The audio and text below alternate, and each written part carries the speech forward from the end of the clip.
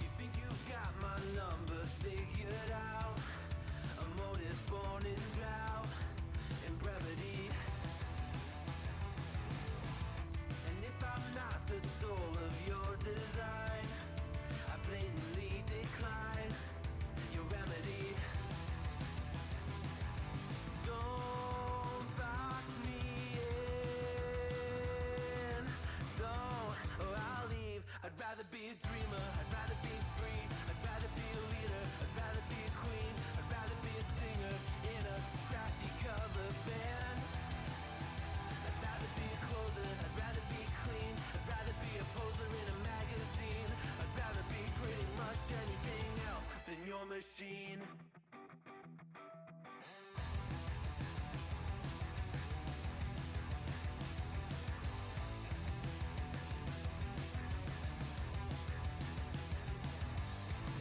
I wasn't always just a single shade, a palette full of gray in reverie. And I can burn it brighter than the sun. I have a golden gun inside of me. Don't box me in, don't, or I'll leave. I'd rather be a dreamer, I'd rather be free, I'd rather be a leader, I'd rather be a queen, I'd rather be a singer in a trashy cover band. I'd rather be a closer, I'd rather be clean, I'd rather be a poser in a magazine, I'd rather be pretty much anything else. And if I fall behind, ignoring all the signs, and if I lose the fight, I still rage against the night. Don't box I'd rather be a dreamer, I'd rather be free, I'd rather be a leader, I'd rather be a queen, I'd rather be a singer in a trashy cover band. I'd rather be a closer, I'd rather be clean, I'd rather be a poser in a magazine, I'd rather be pretty much anything else than your machine.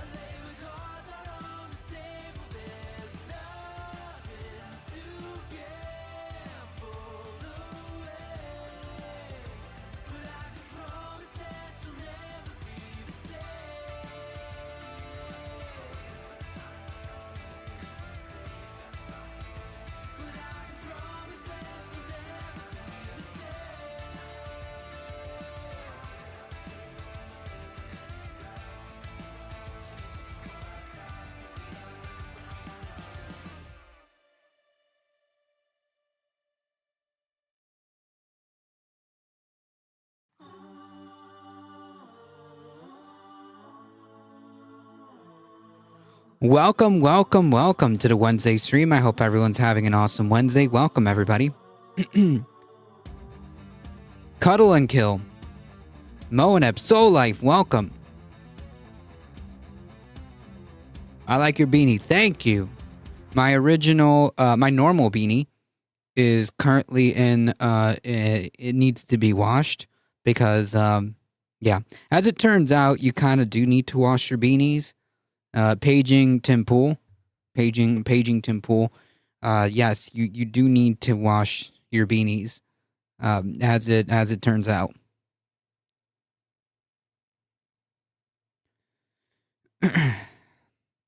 This one is my Charmander beanie that was given to me by a friend.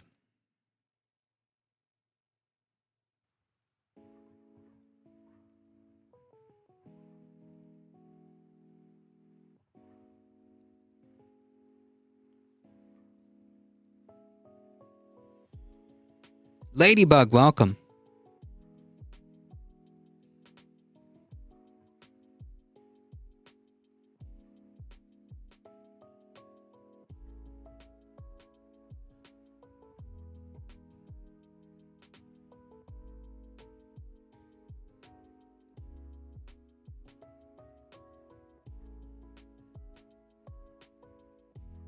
Ladybug, welcome, welcome, welcome, folks.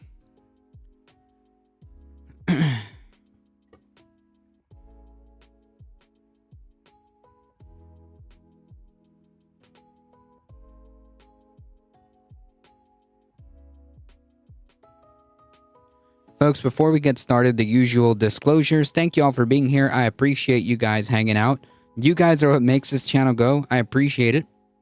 If you want to support the channel, there are many different ways of doing so. Keep doing what you're doing, like the stream. Subscribe on the YouTube if you haven't done so. If you want to keep up with the channel, join the Discord. There's always stuff happening there. We stream movies from time to time. Subscribe to the Substack, which I am currently working to bring back online. And if you want to support the channel directly, check out the merch store and the exclamation mark tip. I think I got everything. Let's get started, folks.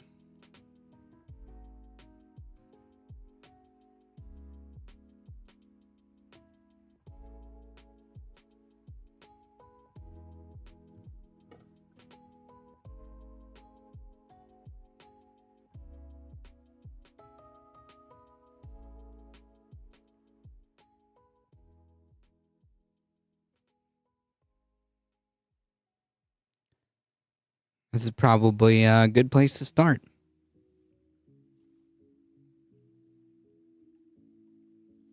The issue is democracy versus billionaires being able to spend unlimited sums of money. Supreme Court went with that. And then the form it took was what's called a super PAC. It is duplicitous. You're undermining the people, and that's where you remove, wow. That's a very good point. So Bernie Sanders has been making the rounds on Joe Rogan adjacent podcasts, including Theo Von, Lex Friedman, and now Andrew Schulz. And even though these podcast hosts try to present themselves as centrists, they effectively produce right-wing shows either by platforming right-wing extremists and not pushing back, or by engaging in both sidesism and false equivalences that always benefit Trump and the Republicans. Yep. So wittingly or unwittingly, these podcasts end up pushing their audiences towards the right, albeit to varying degrees. So the question is, how do people in the center and left of center address this? You know, there's conversations about whether or not Democrats should have their own version of Joe Rogan, and I think that that's a different conversation for a different day. But a lot of people seemingly... I mean, like, I think the argument would be, like, do we want, like, a left-wing Rogan? Right? Like, I don't know. Or do they mean, like, do we need a successful platform that can reach the audience that someone like a Rogan has, right? Like someone like a Joe Rogan that has like millions, right? Because if that's the argument, then like I'm all for it, right? We need as many people listening to more left ideas than not, right? Have chosen to go on these shows and just provide their audiences with an alternative to the right-wing politics that they've been fed. That's what Pete Buttigieg has been doing recently, and it's what Bernie Sanders does all the time as well.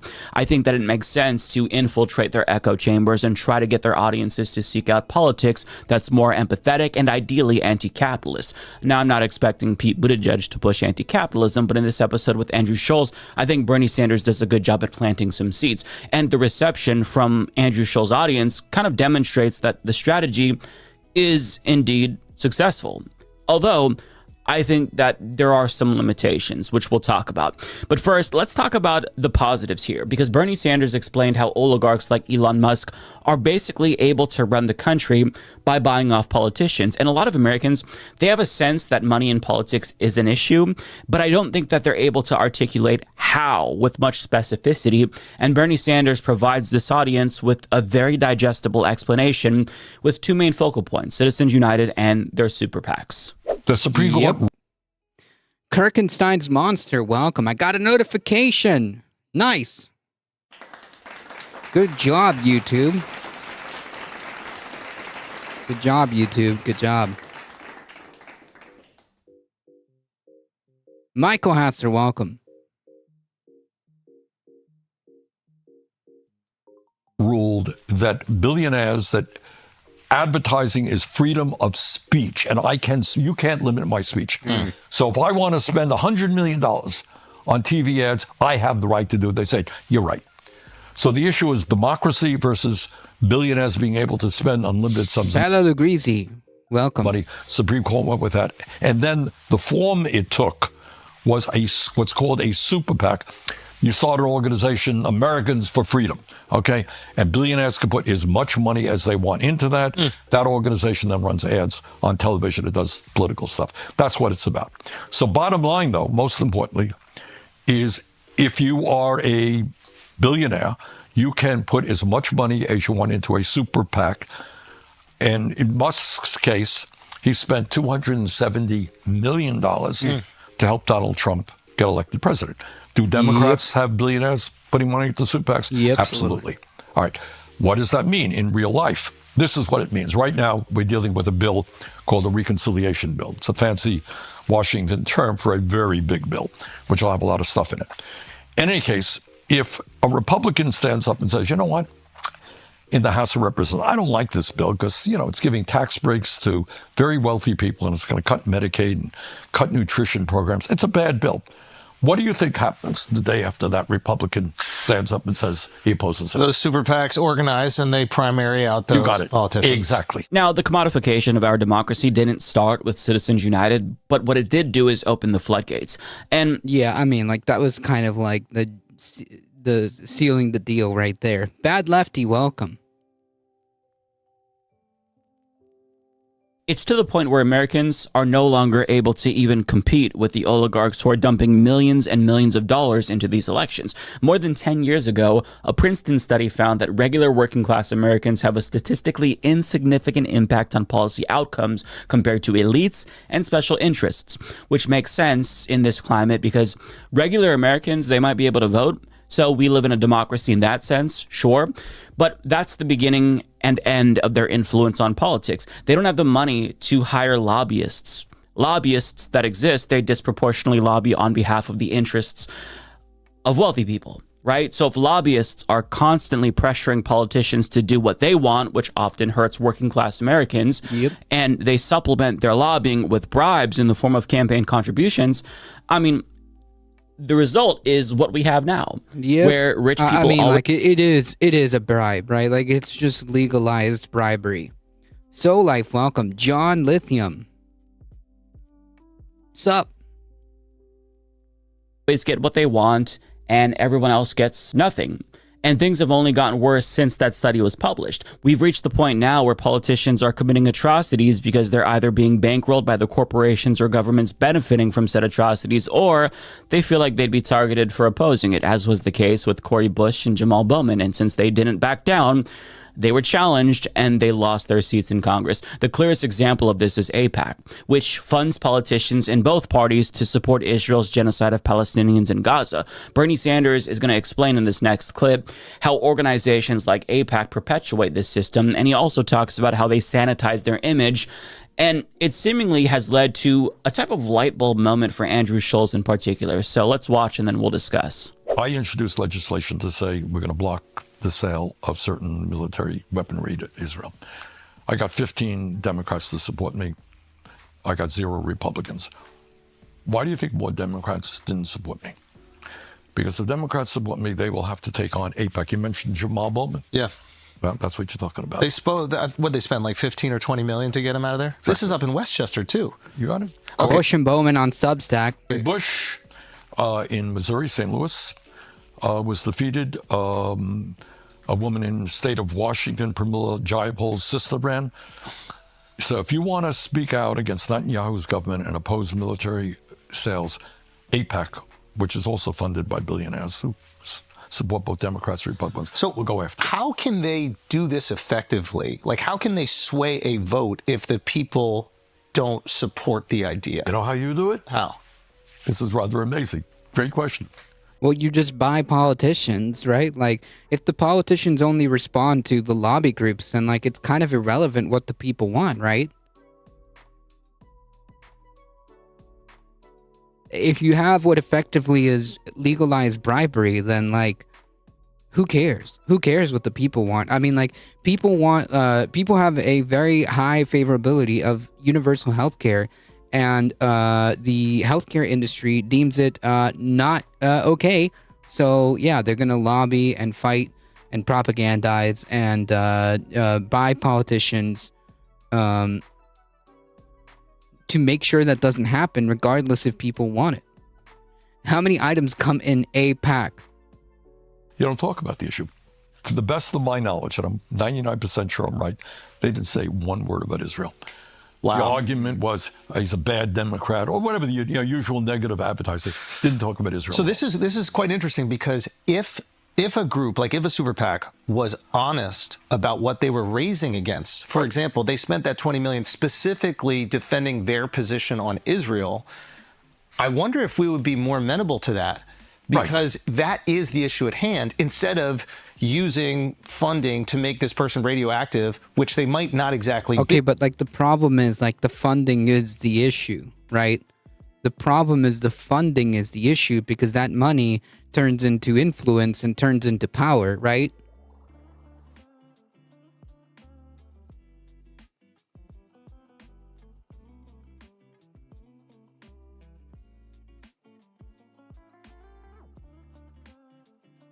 I get my antibiotics in a Z-Pack. Concerning headline regarding measles, major outbreak fears as world's most infectious disease hits Shakira concert at MetLife Stadium. That's a bit concerning. That's just a little concerning. And undermining, it is duplicitous. You're undermining the people, and that's where you remove. Wow. That's a very good point. Bernie is absolutely correct. AIPAC spent a record-breaking $15 million to unseat Jamal Bowman, and their stooge, George Latimer, barely mentioned Israel at all on the campaign trail. He framed Jamal Bowman as the mirror image of Donald Trump and implied that extremism on both sides was really the reason why DC was so dysfunctional. And this example seemingly made it click for Andrew Schulz. You could almost see the light bulb go off over his head. But this right here is where you have to connect the dots for him, specifically his audience. See, if elites and interest groups hide their real agenda with an issue as serious as genocide, then you've got to think about the other ways that they're misleading the public. Perhaps when super PACs that run ads on behalf of Republicans tell you that immigrants and trans people are the cause of all of our country's problems, maybe you should question what God gave you. Yeah, just a little bit.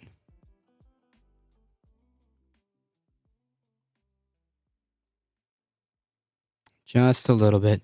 Oh, baby, when you talk like that. I'm never going to be able to mimic Shakira's tone. Motives there as well, and ask yourself Shakira, if they're also trying to hide their real agenda. See, sometimes you have to hold their hands and guide them to the most obvious conclusion, because they're not going to automatically connect the dots themselves. But to be clear, the goal is not to win over Andrew Schulz. The goal is to plant seeds with the audience to win them over, because Andrew Schulz is not someone who is an honest actor, in my opinion. And I say that because he talks about how Democrats are out of touch with working class people, which is true, but he never has the same energy for Donald Trump and the Republican Party, who are gearing up to cut Medicaid, which means that millions of Americans would lose their health insurance, low-income Americans in particular. And I don't think that he's doing this on purpose per se. Frankly, I think that he's a simpleton who bases his politics on vibes. And the only issue that really seems to galvanize him is pussy. For example, in 2021, he thought that Trump was a pussy for throwing a tantrum about the 2020 election. But by 2024, he's... Yeah, I mean, like, yeah, this guy, I mean, you know, we can't really, like, say much about this dude's politics, right? Other than, like, it's just, like, misogyny, right? Like, that's his politics, right? This is the same guy. I don't know if he's gonna play the clip, but, this is the same guy that's like, oh, I don't want to vote for Democrats because they don't get laid. They're the party that doesn't get laid or something like that. Yeah. supported Trump because Trump gets pussy. Yeah, I there guess. you go. You know, when I was younger, like, Oh, yeah, this Democrats is were it. cool. They were getting their dick sucked in the office. They were like, right? They were like supportive of like hip hop music. They said, do whatever you want. Like, we don't want to be in your bedroom. They were cool with gay people. Like, it was cool. They're presumably way more cooler with gay people than Republicans are. So yeah. Cool to be a Democrat. Now, conservatives got 3 baby mamas. The president got 3 baby mamas. He's getting pussy left and right. But like, how is that like a good thing, right? Like, mind you, this is supposed to be the party of family values, right? Like this should be a bad thing for a Republican. I want a soundbite of Andrew Tate saying misogyny. Misogyny. Right? He's cool. He's the one saying, say whatever the fuck you want. So now conservatives have become Democrats. So I don't think I've changed. I just like the dudes that get pussy and say whatever they want. So it's you want me to be a Democrat again? Get some pussy. Tell me to say whatever I want. Yeah. Yeah, I mean, like that's not the kind of politics. Anyways, So needless to say, I don't have a very high opinion of him, Yeah. and I think that he's not qualified at all to say that anyone else is out of touch. This man doesn't know what issues affect working class people if he bases his own votes on who's getting pussy and which politicians are telling him that he can say what he wants. If you literally vote based on who you think is more cool as a 40-something-year-old man as opposed to policy, I don't think that you should be the one to accuse anyone else of being out of touch. You should look in the mirror. Furthermore, if it's the vibes that matter the most to you, if you want politicians to tell you that you can say whatever you want, then this moment from this same podcast should have forced Andrew Schulz to reconsider his support for Donald Trump. There are people, as I'm sure you're familiar with, a young woman from Turkey, for God's sakes, was in Massachusetts, went to Tufts University. You remember that? This woman walks down the street, suddenly guys grab her with masks on, throw her into a van, take her to a detention center. Why? Because she wrote an op-ed critical of the war in Gaza. Now, that came up at a later point in the podcast, but if Andrew Schulz were an honest actor who didn't know about that, but he genuinely did care about free speech, that issue alone should be the wake-up. right? Like, yeah. I mean, let's be honest though. Like, they don't really care about free speech. There's no way he is as stupid as he presents. I'm afraid so. Aiden Ross trying to pronounce fascism would make a decent ringtone, probably. Up call that he needs to repudiate Donald Trump entirely. Will he do that? Probably not. Because another element that we don't often talk about is when you have a podcast and you start to bring on guests and you cultivate a particular audience that wants to hear certain things from you, you begin to worry that the gravy train is going to dry up if you start to question what your audience was primed to believe. So there's often this incentive that emerges once you cultivate a right-wing audience to not challenge their beliefs. And Yeah, this is called audience capture. insofar as you do that, you let somebody else come on and talk about things that your audience might not want to hear because, you know, at least you could say, I'm just letting them talk. I'm not saying it, they're saying it. But I don't think that Andrew Schulz has enough brain cells to actually make the connection between free speech and Rumeysa Ozturk, to be clear. Because, you know, when people like him talk about free speech, they usually only mean that they want to be allowed to say slurs on social media without getting banned. Yeah, that's it. That's literally it. That's 100% correct. Even though, you know, he was personable and agreeable with Bernie Sanders, I don't think that Andrew Schulz is gettable. But again, that isn't the goal here, right? The goal here is for Bernie Sanders to win over people in his audience who are gettable. And they're gettable because most of them presumably don't have coherent views on politics like the hosts. They probably have opinions on certain issues and follow politics here and there, but there's no underlying philosophy tying it all together, which is why they go back and forth between Democrats and Republicans. This is what a lot of Americans do, not just this audience. And what's interesting about this podcast is that all of the hosts told Bernie Sanders that they supported him in 2016, but they felt really disillusioned with the Democratic Party after they sabotaged him. And that feeling of disillusionment might have led them, as well as their viewers, down the path that they're on today. And I want to show you how Bernie Sanders addressed this. We have a question we want to ask about what happened to you in 2016 with this Bernie Bros movement, where your followers. I know like this happened almost 10 years ago. And I know that, like, some people get exhausted by rehashing this, but, like, this was really, I think, like, one of the many, like, inflection points, right? That led us to where we are now. Followers are seeing they have a racism problem, a misogyny problem. Do you think that's a super PAC thing behind that? That was the Democratic establishment. That was the. Wow. Okay. You know, that was just, they were sitting there. We had a lot of young people. We had people of color. And, like, that's not, like, even, like, a new or controversial thing, right? Like, we could see what's happening when you don't toe the line, right? When you don't toe the Democratic establishment line, you get you get pushed out, right? I mean, like, look what's happening with David Hogg, and he's not even like, you know, he's not even like progressivism's strongest soldier, okay? Like, let's be very clear. Like, David Hogg isn't like a super like far left guy or anything like that. He isn't like progressivism's strongest soldier. But he went against the party, and they didn't like that, so they found an excuse, and they capitalized on an excuse to try to force him out. Donald James, what's up? Gonna kick it here for a few. No problem. I appreciate that. And, you know, they create this kind of myth with the help of the corporate media and all that stuff. You know, it's kind of interesting to that note is during this election, the podcast space, which the Democrats largely avoided, they feel had some influence in the election, and they started to label us the podcast bros. Yeah, I don't know. Like, okay, but like in this case, like you guys are actually promoting and enabling right-wing politics. So like in this particular case, yeah, I mean, like we just saw a video of you being misogynistic as hell.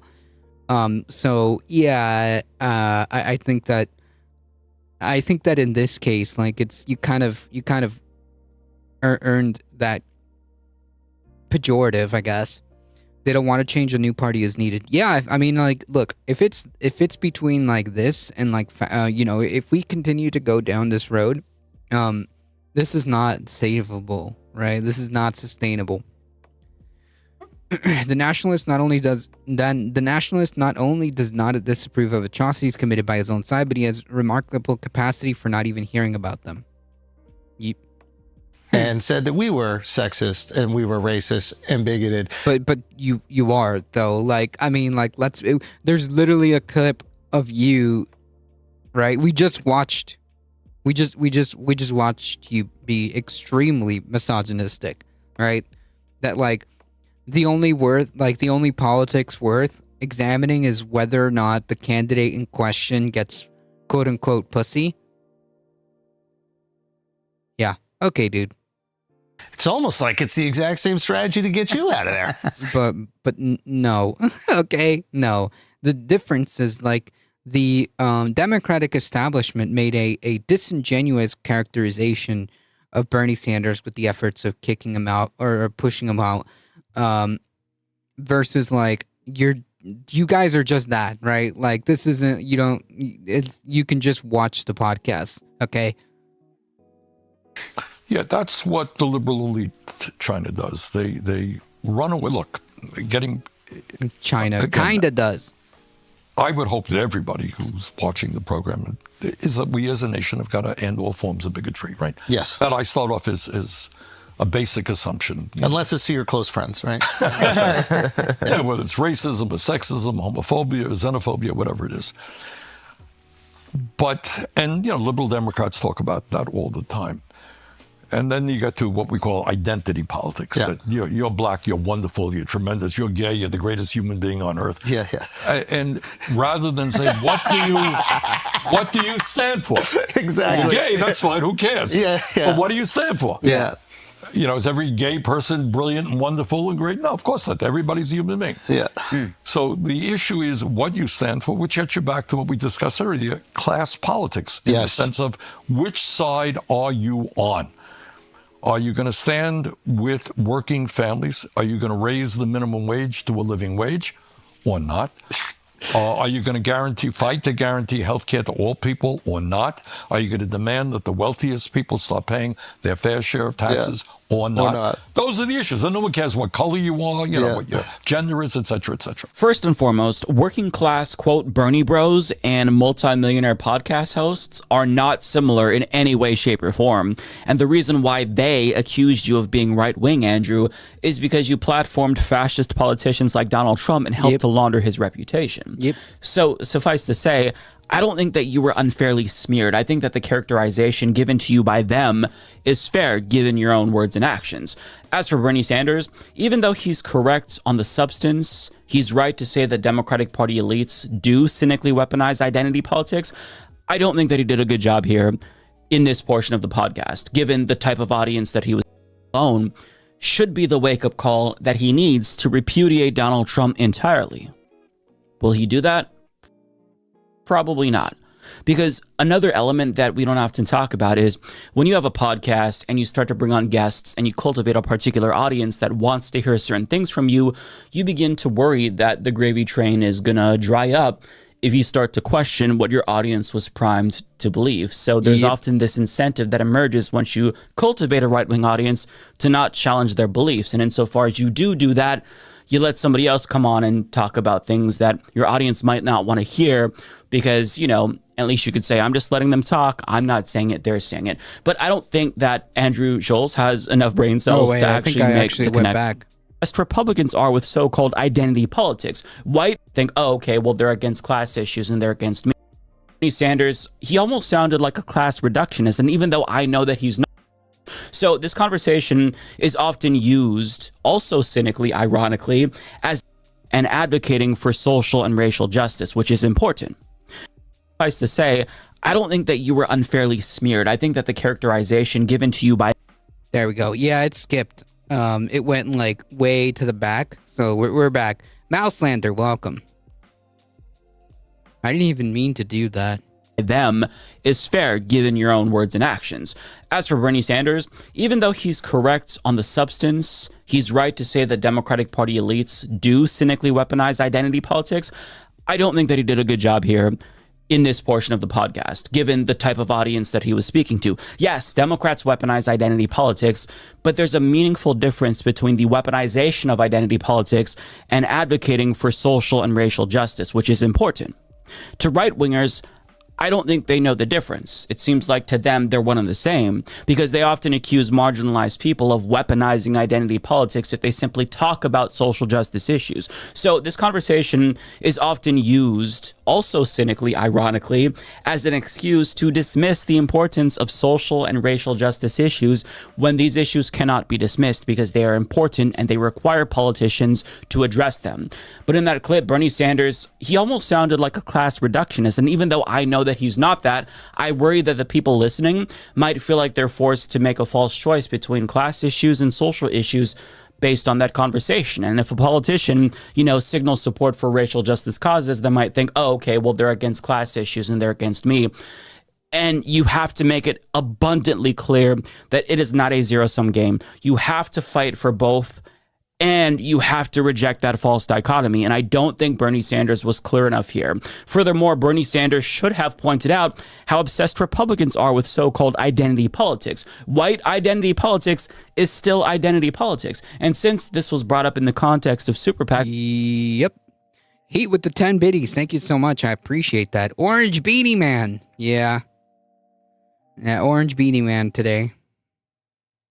I'll probably use this for a couple streams, or maybe not. I'll probably get to my laundry before the next stream, or rather before the next week, I should say. So maybe tomorrow I will use the orange beanie. I wish Bernie Sanders would have explained how both parties cynically weaponize identity politics specifically for oligarchs. I mean, for Democrats, since they're beholden to special interests and large multinational corporations, getting more women and people of color elected to them is their way of showing the base that they're making progress. It kind of does two things. It says, hey, we're still moving forward as a society. It placates the base while not upsetting their corporate donors who want them to not push Orange Beanie Man good as far for certain policies, Medicare for all, for example. But Republicans, they also focus on identity politics. They focus on white identity politics because demonizing minorities obscures the nature of our capitalist political system. And if you think trans people and immigrants are the cause of all of our country's Yep, that's a very, very, very important point that needs to be hammered down. At any and every opportunity. Exactly this. Problems, you'll be less likely to not look at the people at the top as the real culprits. So if you plant those anti-capitalist seeds and understand how everything goes back to capitalism and defending and protecting capital, then it might have been better. But I don't think Bernie Sanders did that, nor did he explain identity politics well in this particular section of the podcast. Not to mention, both parties also invoke anti-Semitism all the time to shut down criticism of Israel as well. So you can't just say, oh, well, this is just a Democratic Party problem. It's a problem that both parties do, right, for nefarious, cynical reasons. So I think that this was a missed opportunity from Bernie Sanders here, at least with respect to this issue.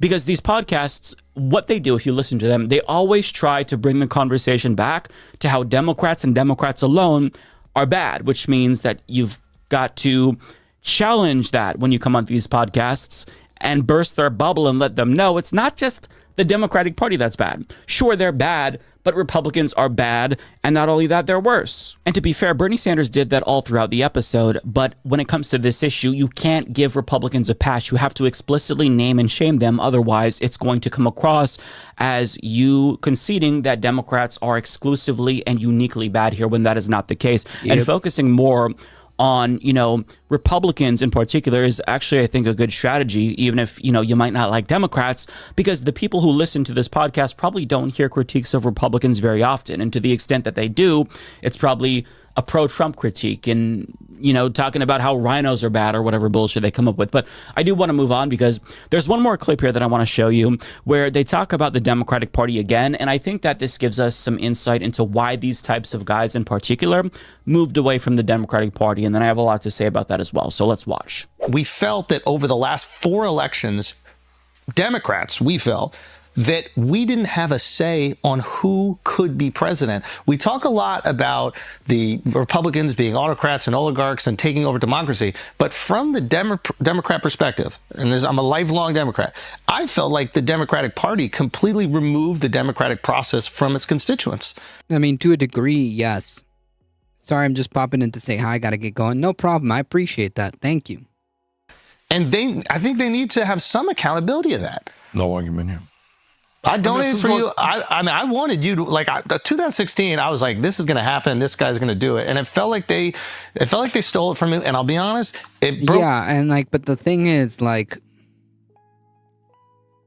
this is a problem, right? But like, yeah, Democrats have really disillusioned and have really disenfranchised, right, their base,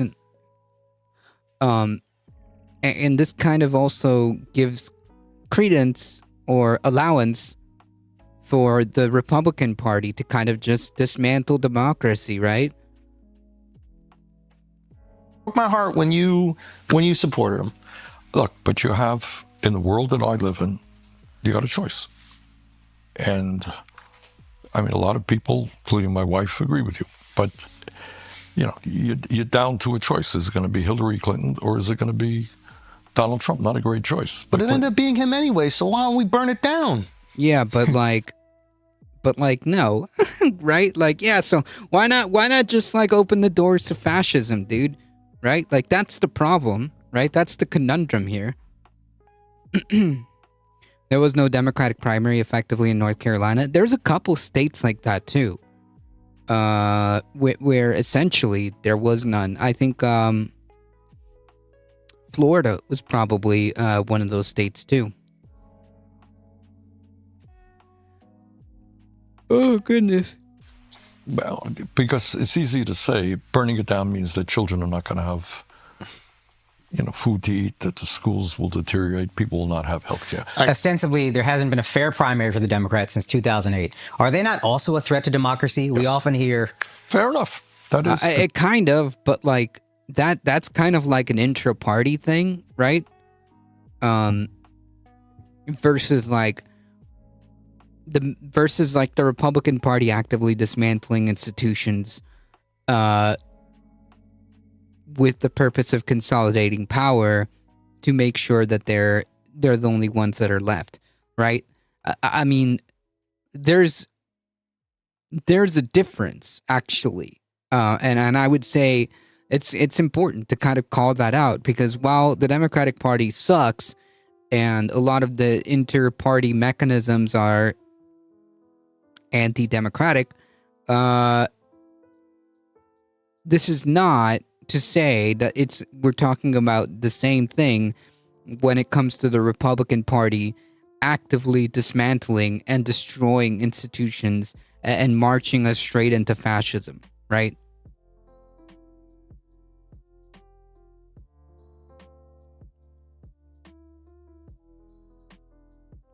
Decipher, welcome. That is, yeah, I'm not going to argue with that point. So I think it's hard to say that these guys are representative of average men, since they're very wealthy, so they're not going to have the same lived experience as regular people who listen to them.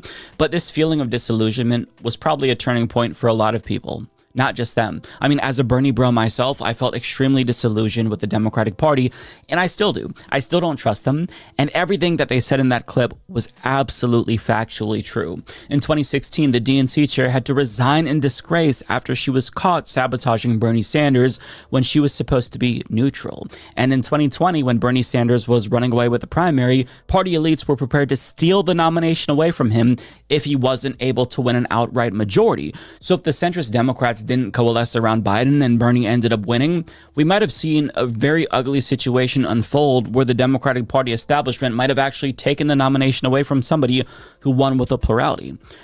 With that being said, feeling disillusioned with the Democratic Party, even if you're justified, is not a justification to jump to the opposite end of the political... Right, and then just go like, yep, fascism it is, right? Like, that's exactly it, right there.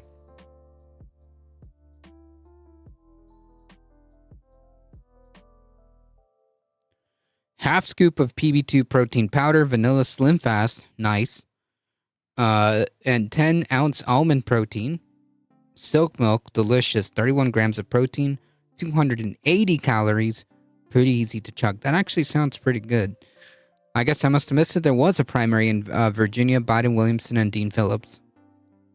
Yeah, there was a handful of states that didn't have primaries. Political spectrum and support a fascist.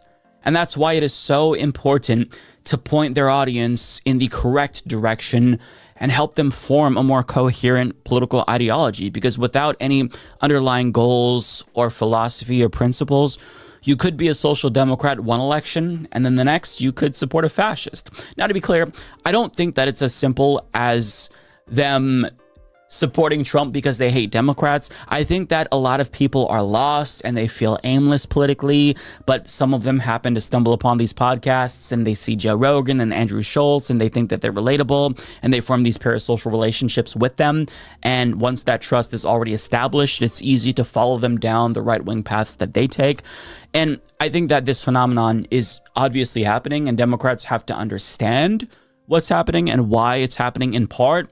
And they have to rebuild the trust that they lost with these kinds of people if they want to win them back. See, Bernie Sanders was bringing people into the Democratic Party, but it wasn't the kind of people that the Democratic Party wanted. They wanted center-right suburbanites and anti-Trump Republicans because those voters had much lower expectations in terms of policy. See, a Liz Cheney supporting anti-Trump Republican isn't going to ask for Medicare for all. They're going to be fine with tweaks around the edges. But a Bernie... Yeah, if that. That was, I mean, like, come on. It's like a vanilla peanut butter shake. Nice. Bro, a quote-unquote Bernie bro, however, is going to want something much more substantial like Medicare for all, which would put the party at odds with their health industry donors who do not want them to support that policy for obvious reasons. And the fact that so many Democrats simply won't acknowledge this reality, or they'll speak around the issue of money in politics, that is why there's a trust issue, and Democrats have to address this. The fact that the party is at odds with their own base because of their donors has to be addressed directly. But even though there's nothing wrong with what was said in that clip, it kind of goes back to my point about both sidesism and false equivalences that bothers me about these podcasts. Right now, Democrats are not in power. Republicans are. And Trump is violating the First, Fourth... Yeah, I mean, like, there's degrees to this stuff, right? You know what I mean? Like, you can dunk on Democrats all day, about their ways of handling primaries, their unwillingness to actually listen to their base, unwillingness to want to do what's popular for the sake of rocking the vote, not rocking the boat. I mean, like, the inability to get away from corporate capture. Okay, all this is fair, but like to say like, okay, well, that's why we need to vote Republican is just like not the correct conclusion here. Okay.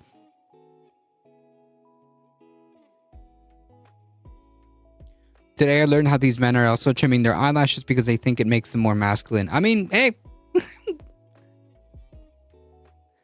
sure, has long lashes he got from his mama. I have pretty. Oh no, these are not eyelashes. These are eyebrows. No, I have pretty normal eyelashes.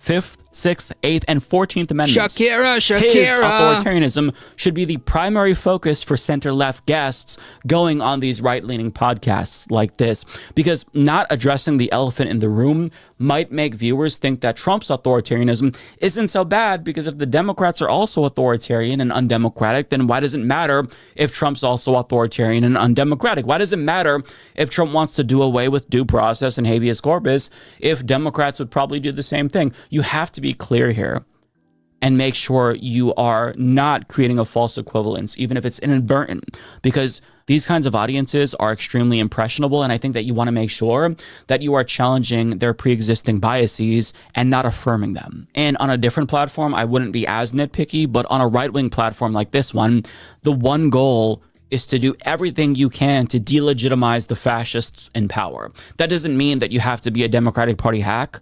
you can be honest and critique them, but it has to be more of a yes and not a yes period. And to be fair to Bernie Sanders, I think that he brought up Trump's authoritarianism all throughout the episode. So it's not like he didn't push back enough, but you do have to be quick on your toes here because these people are very good at bringing everything back to the Democratic Party, and they're uniquely bad as opposed to Republicans, right? Even if you don't say Democrats only are bad, people are primed to think that that's the case, which is why they end up tacitly supporting Republicans. Because if they just hear Democrats bad, Democrats bad, Democrats bad, then the impression is, oh, well, I guess I'll support Republicans. And that's how I think some people from the Bernie bro community ended up down this Trump supporting path, as these guys were the case, to the extent that they're representative of average people, which is limited. But, nonetheless, you don't have to defend Democrats, but you should definitely reject the false equivalence, because as much as I loathe the Democratic Party myself, the difference between them and Republicans is very clear. But I don't want to sound overly critical of Bernie Sanders in this section, because I think that overall, when you step back and you look at the entire appearance, I think it was fine overall. I think he did really well. I don't think that viewers of podcasts like this typically go out of their way to leave their bubbles, which is why I think it's really important for people to go on these platforms and meet them where they are. But if politicians are going to continue to do things like this, which they should, they've got to be mindful of the pitfalls that could ultimately undermine the message that they're trying to get out to these communities. The Humanist Report is fake news. Mike only cares about Crazy Bernie and his wacky socialist ideas. This is actually pretty funny.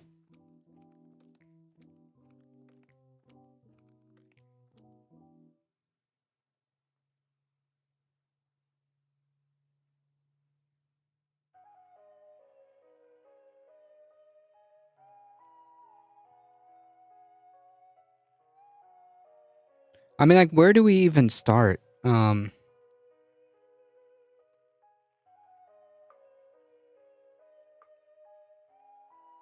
guess we'll start this.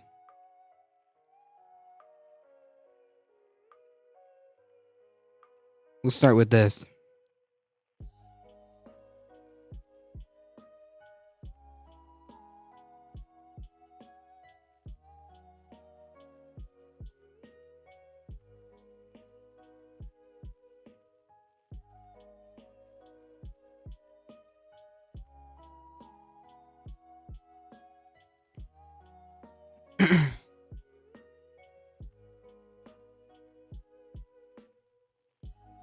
The Pentagon accepts luxury jet from Qatar to use as Air Force One.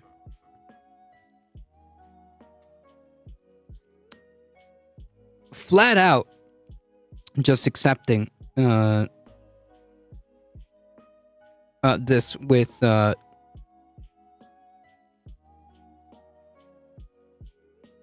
without the approval of Congress, which makes it effectively a violation of the Constitution, but sure. Why not? Who cares about the Constitution anyways, right? Who cares? The United States officially accepted a luxury jet to use as Air Force One from Qatar, the Department of Defense confirmed to ABC News on Wednesday. The Secretary of Defense has accepted the Boeing 747 from Qatar in accordance with all federal rules and regulations. Sure. The Department of Defense will work to ensure proper security measures and functional mission requirements are considered for an aircraft used to transport the President of the United States. Tony Mike, the Secretary of Air Force One, said in a Tuesday Senate hearing that Air Force One would be taking the lead on making sure the aircraft is up to security standards so it can transport President Trump. The Secretary of Defense has directed the Air Force to basically start planning to modify the aircraft. Mink responded when asked about the Air Force role in transfer of Qatari-owned jet to the U.S. We are postured to do that. This enjoined the United States of Qatar. Just checking the electronics for bugs or a kill switch would cost millions, probably.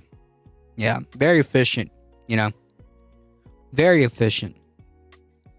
An Air Force spokesperson told ABC News that it will award a contract to modify the Qatari jet to do so, noting that the details are related to the contract are, quote, classified.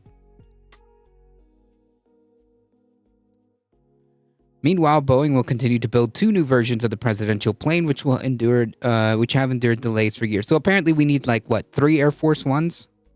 Okay. Tattoo lover, welcome.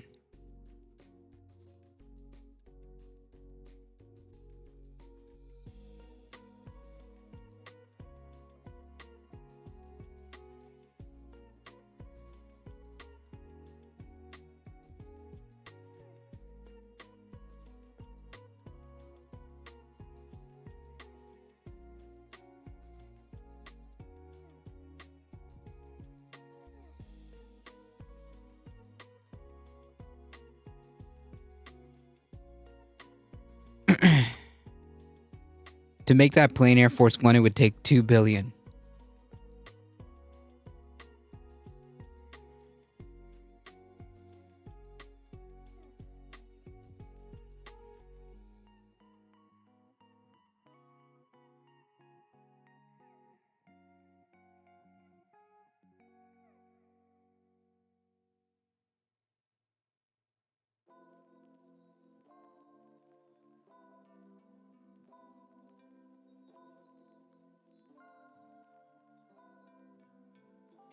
If I remember right, there's usually always 2. They're identical, I think, so you don't know which one he's on, supposedly.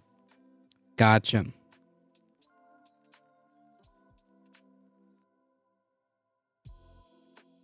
Look how long it took it's taking Boeing to make a new Air Force One. I read it's because they had to strip the planes down. It's no different here.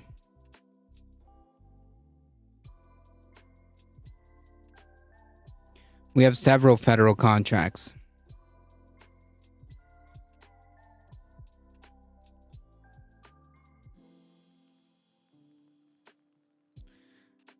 It won't be done in his term, and it's supposed to go with him when he leaves. No, it's supposed to, supposedly it's going to stay with the government.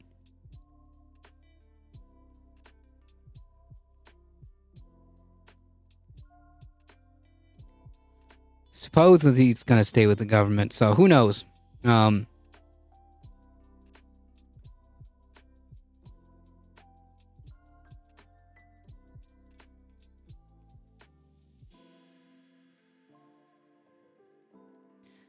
I'm pretty sure at this point, everyone here has probably seen the clips. Christy Dome says habeas corpus lets Trump remove people from this country. A thing she said. Homeland Security Secretary Christy Dogkiller Nome says the constitutional provision that allows people to legally challenge their detention by the government is actually a tool the Trump administration can use in its broader crackdown at the U.S.-Mexico border. She called habeas corpus a, quote, a constitutional right that the president has the right to be able to remove people from this country and suspend their rights. Noam, testifying before a congressional committee on Tuesday, gave that response when asked by Senator Maggie Hassan to define the legal concept. Quote, that's incorrect, the New Hampshire Democrat swiftly interrupted. Noam, defining the legal principle that requires the government to provide a public reason for detaining and imprisoning people. Hassan, a former attorney who practiced in Boston, went on to call habeas corpus a foundational right that separates free societies like America from police states like North Korea. I mean, it's literally right here. Why is she still serving? I don't know. Fascism. Yep.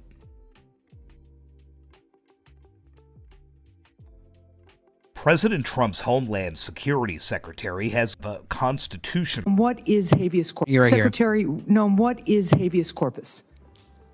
Well, habeas corpus is a constitutional right that the president has to be able to remove people from this country and suspend their right to. Let me stop you, ma'am. Habeas corpus, excuse me, that's incorrect. New Hampshire's Maggie. Yep.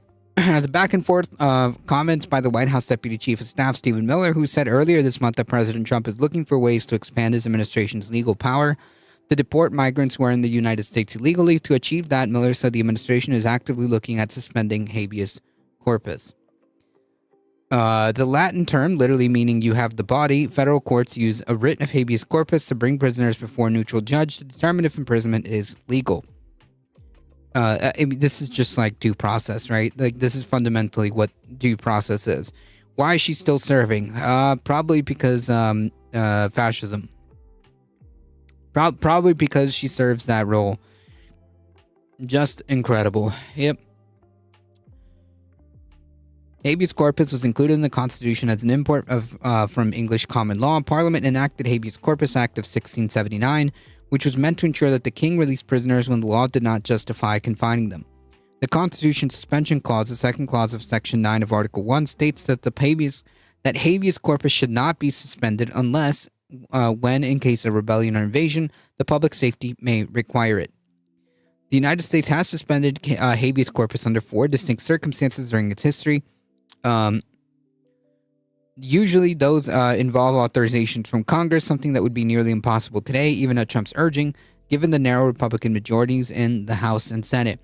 President Abraham Lincoln suspended habeas corpus multiple times during the Civil War, beginning in 1861 to detain the suspected spies and Confederate sympathizers, ignored a ruling from Roger Taney, the Supreme Court's Chief Justice. Congress then authorized suspending it in 1863, which allowed Lincoln to do so again. Congress acted similarly under President Ulysses S. Grant, suspending habeas corpus in parts of South Carolina, and under the Civil Rights Act of 1871, also known as the KKK Act. It was meant to counter violence and intimidation by groups that opposed Reconstruction in the South.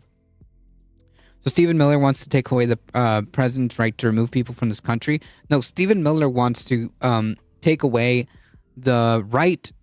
Okay, yeah. I guess in her logic, yes. In her logic, I misunderstood you. In her logic, yes. Sure. Habeas corpus was suspended in 2 provinces of the Philippines in 1905 when it was a U.S. territory, and authorities were worried about the threat of insurrection, and in Hawaii after the 1941 bombing of Pearl Harbor, but before it became a state in 1959. Chat, what's healthier, an egg and cheese sandwich, or a cup of mashed potatoes? Egg and cheese sandwich. Like, no doubt. Like, no doubt.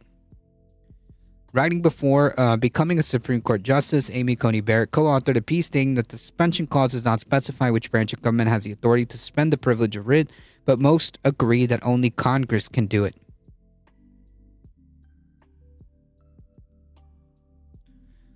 What has the administration said about suspending it? Miller has said that the administration is considered trying. The Constitution is clear, and that, of course, is the supreme law of the land. The privilege of writ habeas corpus can be suspended in a time of invasion. He failed to say the last part of that, which you need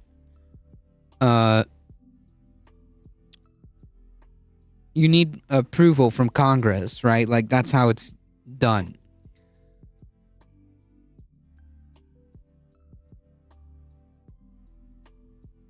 So I would say it's an option that we're actively looking at, said Stephen Goebbels Miller.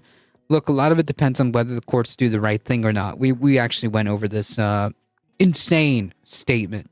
Asked by Hassan on Tuesday if she supported the provision, Noam said that she did, adding that the President of the United States has the authority under the Constitution to decide if it should be suspended or not. But, like, yeah, you would still need approval from Congress.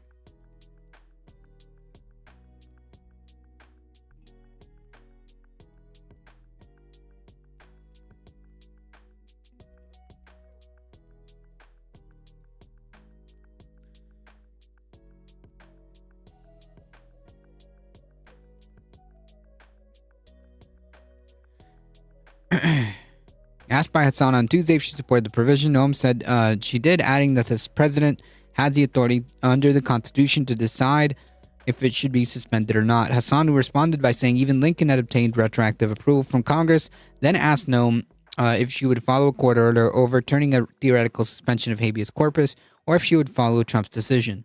Noam said that she was following all court orders as the president, prompting Hassan to say that's obviously not true for anybody who reads the news. I mean, yeah.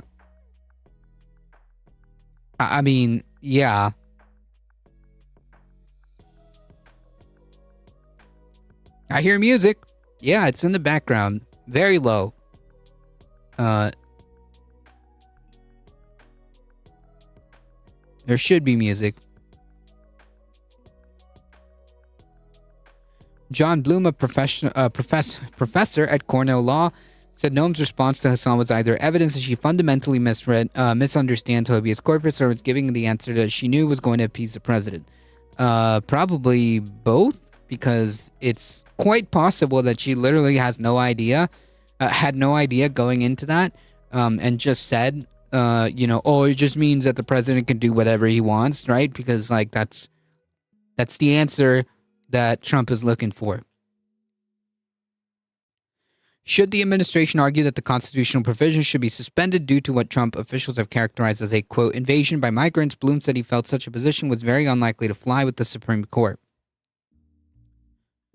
Now, could the Trump administration do it? It can try. Miller suggested the U.S. is facing an invasion of migrants. The term was used deliberately, though any effort to suspend habeas corpus would spark legal challenges, questioning whether the country was actually in fact facing an invasion, let alone one that presented the extraordinary threats to public safety.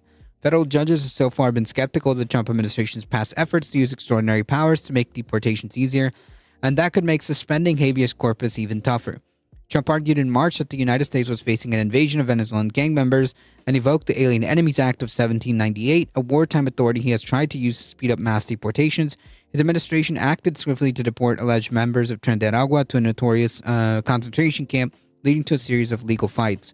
Federal courts around the country, including New York, Colorado, Texas, Pennsylvania, have since blocked the administration's use of the Alien Enemies Act for many reasons, including by raising questions on whether the country is truly facing an invasion. Which, like, obviously,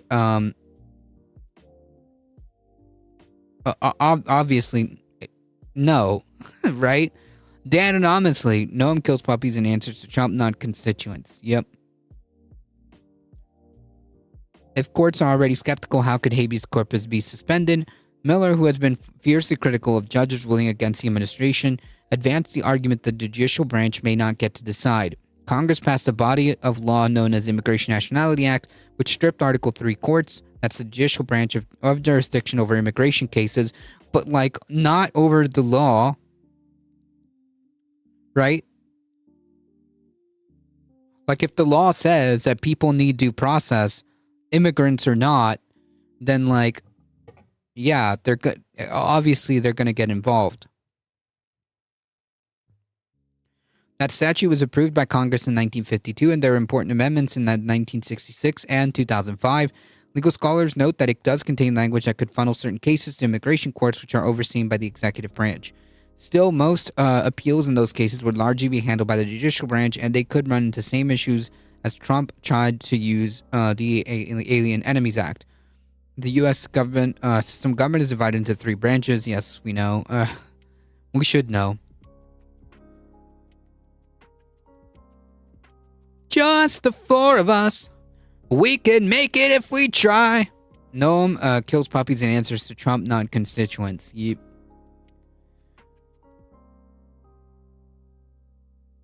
Have other administrations tried this? Technically not since Pearl Harbor, though habeas corpus has been at the center of some major legal challenges more recent than that. Republican President George W. Bush did not move to suspend habeas corpus after September 11, but his administration subsequently sent detainees to Guantanamo Bay, drawing lawsuits from advocates who argued the administration was violating it and other legal constitutional protections.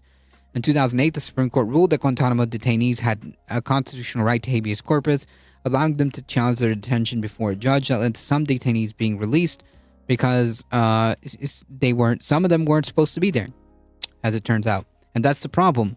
When you don't have due process, that's exactly the issue when you don't have due process.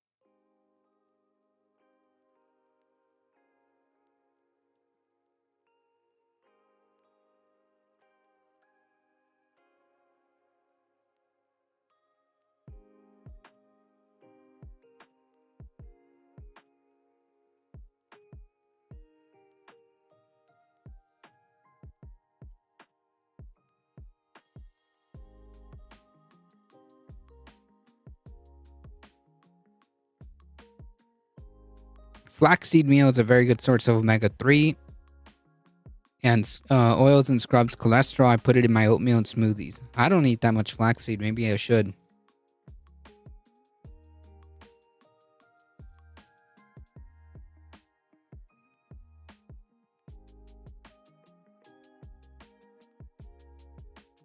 When I flex my butt cheeks, it's hard as a rock.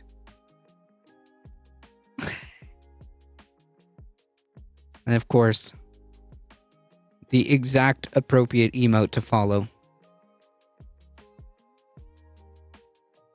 Unquestionably in violation, judge says U.S. government did not follow court orders on deportations. The White House violated a court order on deportations to third countries with a flight linked to chaotic African nation of South Sudan. A federal judge said on Wednesday today, hours after the Trump administration said it expelled 8 immigrants convicted of violent crimes in the United States, but refused to reveal where they would end up. The judge's statement was a notably strong rebuke to the government's attempts to manage immigration. Such an emergency hearing called to address reports that immigrants have been sent to South Sudan. Judge Brian E. Murphy in Boston said the 8 migrants aboard the plane were not just given a meaningful opportunity to object that the deportations could put them in danger. Minutes before the hearing, administration officials accused activist judges of advocating for the release of dangerous criminals. The department actions in this case are questionably in violation of this court's order, said Murphy, arguing that the deportees didn't have a meaningful opportunity to object to being sent to South Sudan. The group was flown out of the United States just hours after getting notice, leaving them no chance to contact lawyers who could object in court. Government attorneys argued that the men had a history with the immigration system, giving them prior opportunities to express a fear of being deported to a country outside their homeland. They also said the immigration authorities have misunderstood the order because the judge did not specify the time needed between notice and deportation. RFK said seed oils will unalive you. Yeah, I mean, you know. The migrants' home countries, Cuba, Laos, Mexico, Myanmar, Vietnam, and South Sudan would not take them back, according to Todd Leons, the acting director of Immigration and Custom Enforcement, who spoke to reporters on Washington. He later said the migrants either came from countries that often did not take back their deported citizens, or at other situations meant that they could not be sent home. These represent the true national security threats, Lyons said in a new conference. Behind him was a display of photos of men he said were convicted of rape, homicide, armed robbery, and other crimes. Of course, who knows if that's true. Administration officials who have repeatedly clashed with courts over their attempts to deport large number of immigrants made their displeasure clear on Wednesday. It's absurd that a, quote, activist judge is trying to force the United States to bring back these uniquely barbaric monsters who represent a clear and present safety to the American people, said Tricia McLaughlin, a department spokesperson, after the press conference. Homeland Security officials released a few specific details about the deportation flight. They said it left Tuesday with 8 people on board, and they remained in the department's custody Wednesday. On Wednesday, officials said they could not disclose the migrants' final destination because of safety and operational security.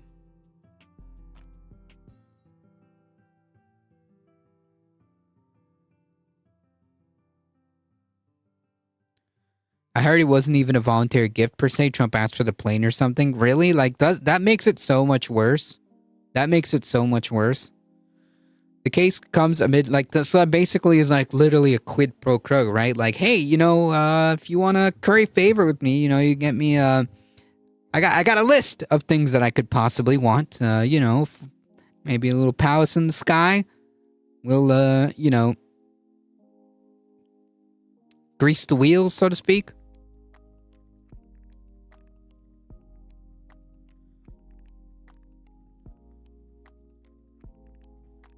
The case comes amid a sweeping immigration crackdown by the Republican administration, which has pledged to deport millions of people who are living in the United States illegally. The legal fight is the latest flashpoint of the administration, as the administration rails against judges whose ruling have slowed down the president's policies. With Congress largely silent or supportive, opponents of President Trump's agenda have filed hundreds of lawsuits, and judges have issued dozens of orders against the administration. Immigration, yeah, I mean, like, man, this is such a... This is wild to read, honestly. Like, honestly, this is probably, like, the craziest part of this whole thing. It is just, like, knowing that Congress is not like doing their job and is not going to hold this guy accountable.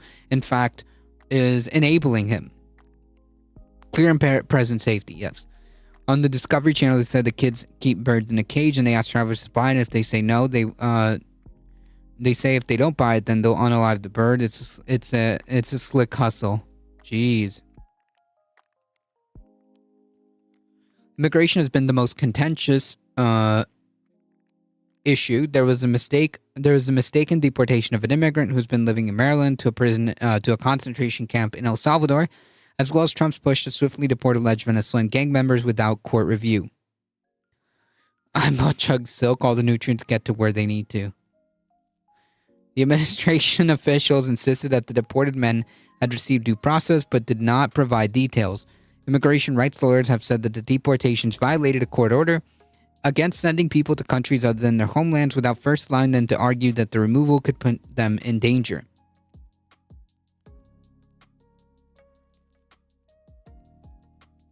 Oh, in Laos, gotcha. Trina Realmuto, the executive director of National Immigration Litigation Alliance, asked the judge to return the individuals. They're no less deserving of protection than any other human being on the planet, she said. Murphy said she would try to find a narrowly tailored fix for the violation, and while not directly threatening anyone with charges, he did raise the prospect. Anyone who is involved in an illegal deportation risks criminal contempt.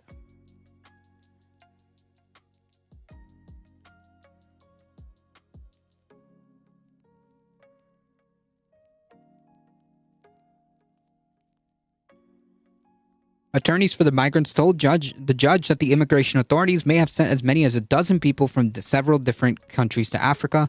The lawyer said that violates a court order that people have a meaningful opportunity to argue that sending them back to a country outside their homeland would threaten their safety. The apparent removal of one man from the troubled Southeast Asian nation of Myanmar was confirmed in an email from an immigration officials in Texas, according to the court documents. He was informed only in English, a language he does not speak well, and his lawyers learned that they planned hours before his deportation flight. A woman also reported that her husband from Vietnam and 10 other people were flown to Africa on Tuesday morning. Attorneys from National Immigration Litigation wrote, Murphy was nominated by the Democratic President Joe Biden, previously found that any plans to deport people to Libya without notice would be clearly violating his ruling, which also applies to people who would otherwise exhaust their legal appeals. Biden tried to address this issue by getting more immigration judges. Trump had the GOP block it. There's nothing stopping him from doing the same. But doesn't the DOJ have to prosecute criminal contempt? Yeah, they would, right? South Sudan's police spokesperson, Major General James Monday Anoka, told the AP on Wednesday that no migrants have arrived in the country, and if they do, they would be investigated and redeported to the correct country if not found to be from South Sudanese. Some countries do not accept deportations from the United States. That has led to the administration to strike agreements with other countries, including Panama, to house them.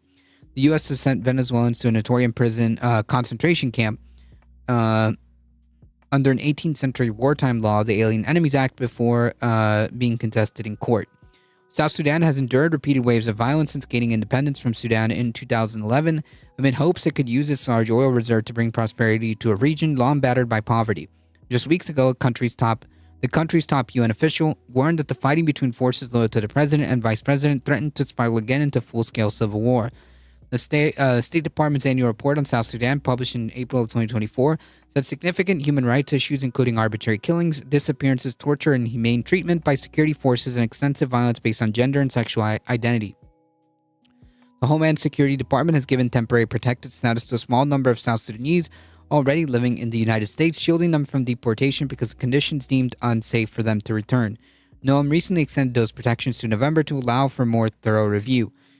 The U.S. is one of the biggest donors of South Sudan's humanitarian aid programs, with the total funding in 2024 at over $640 million. So yeah, I mean, like, the TLDR is that, like, the Trump administration is clearly violating orders left and right. Like, they don't care what the judiciary has to say. So like, they're off the rails.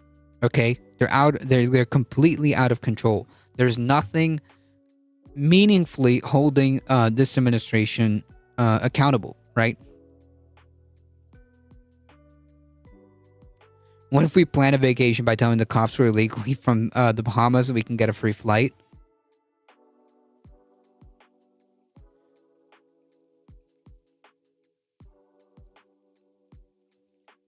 Careful, they might just brand you a criminal and you end up in a Supermax prison.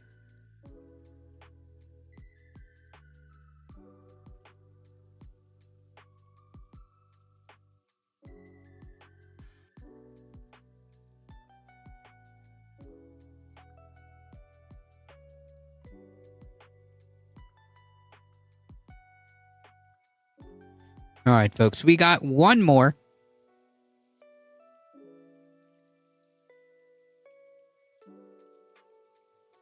Maybe if enough of us trick the government into giving us free flights to tourist destinations, they'll slow down deportations.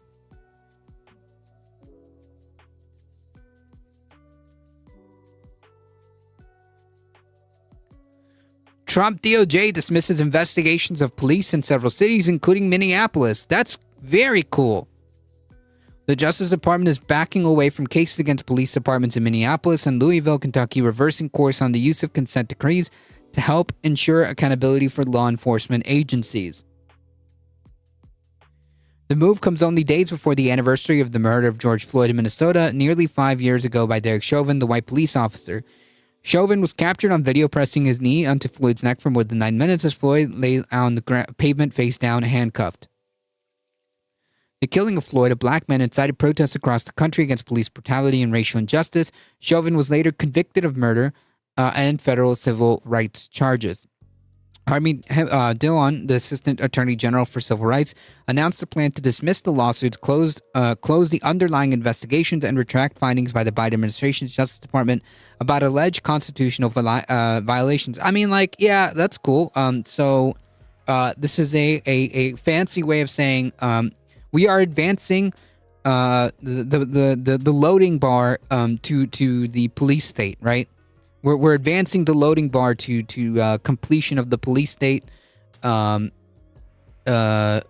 essentially saying that police have no accountability, right? To take away that accountability is insane. If only Biden had done these things on year one instead of the final year. Yep. Too bad he was sleeping. He was sleeping for 3 years. Dillon told reporters on Wednesday that the timing of the move had nothing to do with the solemn anniversary of Floyd's death, but rather looming deadlines in court cases. Today, we're ending the Biden Civil Rights Division's failed experiment of handcuffing local leaders and police departments with factually unjustified consent decrees. Whatever, dude. She said those sweeping deals amounted to micromanagement of local police that would carry a price tag potentially millions of dollars in compliance. Oh, no! Anyways, Dillon said there already a court-ordered regimen in place in Minneapolis with the Minnesota Department of Human Rights that the Justice Department believes is more than sufficient. Louisville, meanwhile, has to agree to voluntarily hire its own monitor to help the city improve its police practices. We think it's a great way for local control to lead the necessary reform. Yeah, sure. I have my skepticisms about this, but okay.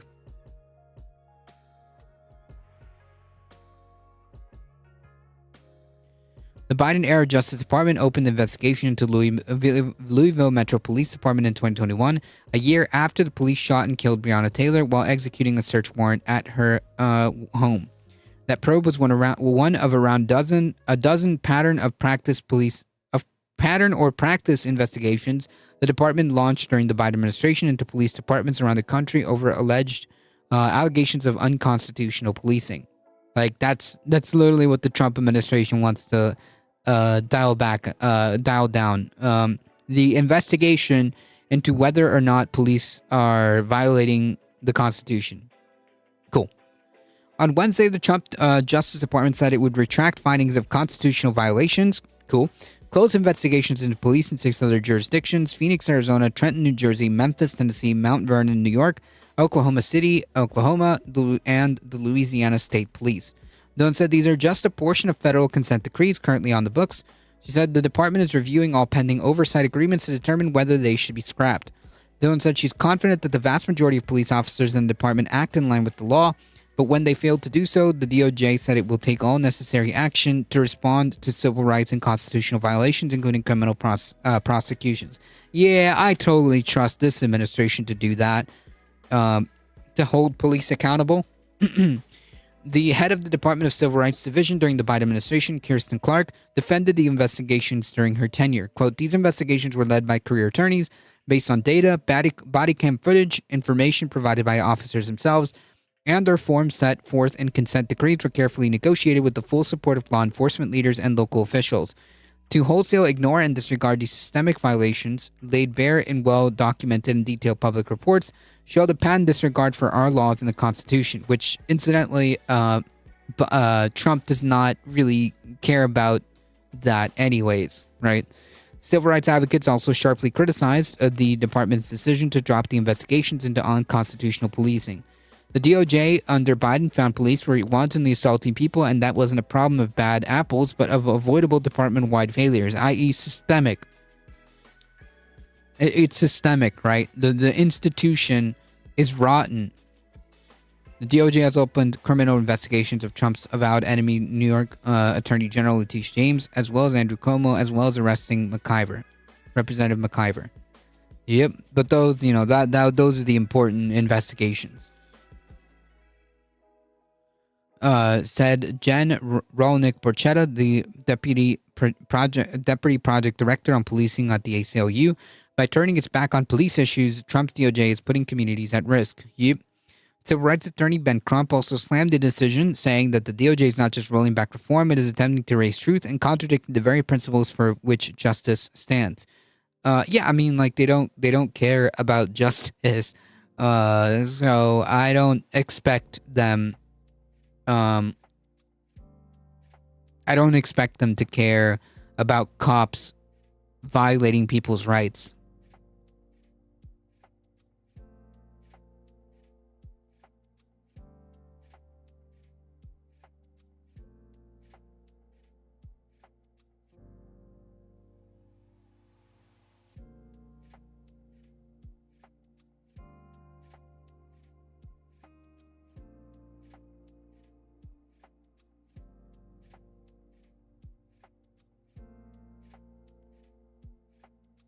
Where's everyone today? Chat's been nearly empty everywhere for a few hours now. I don't know.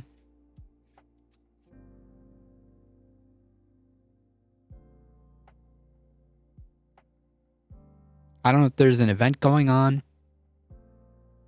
All I know is that I'm hungry and I'm gonna have to go cook my food.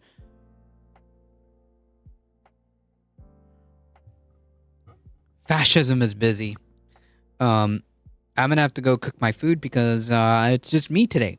I'm here by myself, and I will be here by myself for the rest of the week. So yeah, Mrs. Truth is on a business trip, so it's just me and the cats.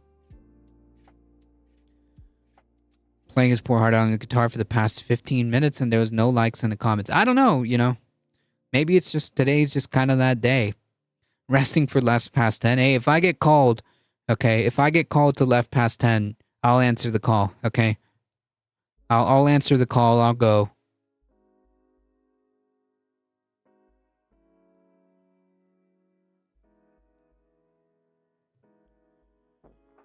Tomorrow, folks, I will have to end stream just a few minutes early. Okay, so just like today, the stream will be a little bit about 10 minutes before 7.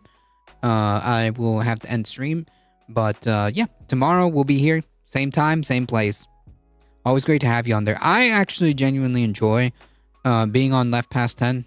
It's actually kind of fun. It's actually fun. I'm rooting for that to be the case. I mean, all you gotta do to get on Left Past 10 is just say I love Matt on camera, and that's it. You're on. I'm rooting for that to be the case. Look, if I get called, I will answer the call. Left past 10 is too damn late. Is it? I mean, like, it's around, it's just on that cusp, right? It's just on that cusp of, like, it is late, but, like, not too late to be like, I'm going to sleep, you know? It's like just like the night, the perfect, left past 10 is like the perfect nightcap, all right? Does that make sense? Does that make sense? Left past 10 is like the perfect nightcap, right? You put it on at 10, okay, to kind of wind down and have a good time.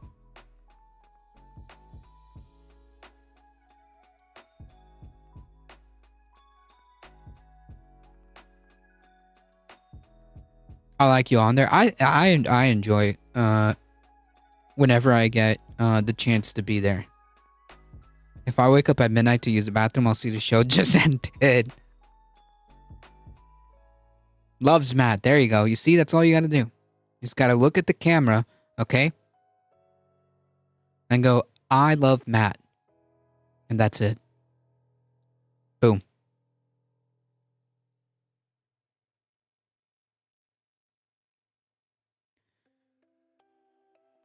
All right, folks, I got to get out of here and start making some food. I go to bed at 4 a.m., so it's early for me. That's late. That's late. I can't do that. I definitely cannot do that.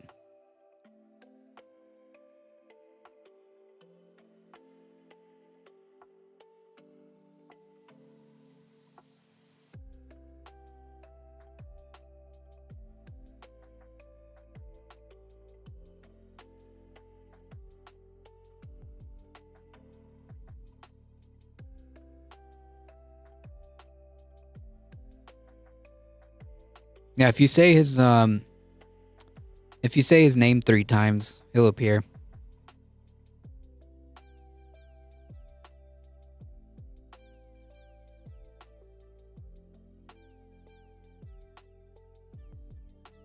All right, I got to get out of here, folks. Thank you all for being here. Appreciate it. Thank you, Michael Hasser, for modding the chat.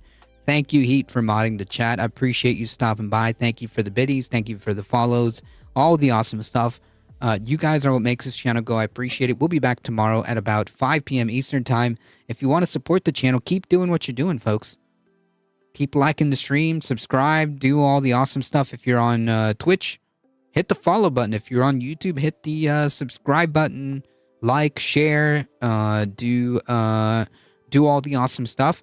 If you want to support the channel directly, you can check out the merch store, ! Tip, Substack. To keep up with the channel, join the Discord, folks. Join the Discord. Thank you all for being here. Appreciate it. Thank you, Mouselander. Thank you. I appreciate all of you guys being here. Kirkenstein's Monster, Bella, Soul Life. Appreciate it. Bondzilla with the 25 biddies. John Lithium, thank you so much for being here. Appreciate it. I'm just me.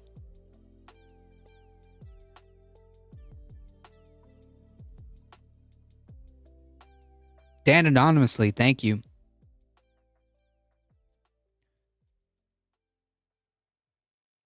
Appreciate all of you guys being here. Again, we'll be back tomorrow at about same time, 5 p.m. Eastern time. Spread the word, okay? Saris, thanks. I was lurking. No problem. Appreciate it. Appreciate the lurks. You guys are what makes this channel go. I appreciate it. Thank you for the 11th hour biddies, Bonzilla. Appreciate the support. Thank you. Thank you. Thank you. Thank you. That every little thing helps. Appreciate it. We'll be back tomorrow at around 5 p.m. Eastern. As always, folks, please stay safe. Please take care of each other. I love you all, and I hope to see you guys in the next one tomorrow around 5 p.m. Eastern time. See ya.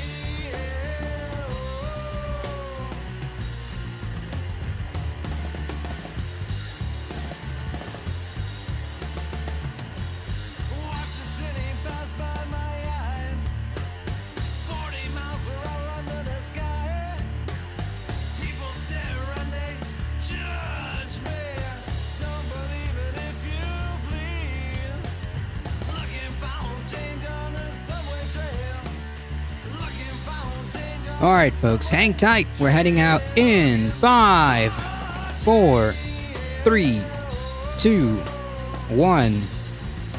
Bye-bye.